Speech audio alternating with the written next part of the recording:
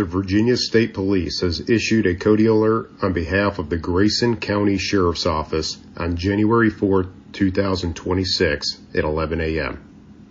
The Grayson County Sheriff's Office is looking for Sierra Dawn Feltz, a 12-year-old white female with blonde hair, green eyes, height 5 feet 5 inches, weight 135 pounds, last seen wearing a green jumpsuit with pandas on it. She was last seen at 1 a.m. on January 4, 2026 on Savannah Road in Galax, Virginia. She may be with a Hispanic male in an unknown vehicle.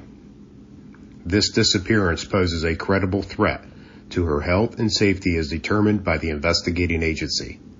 For further information, contact the Grayson County Sheriff's Office at 276-773-3241 or visit https://alerts.vsp.virginia.gov.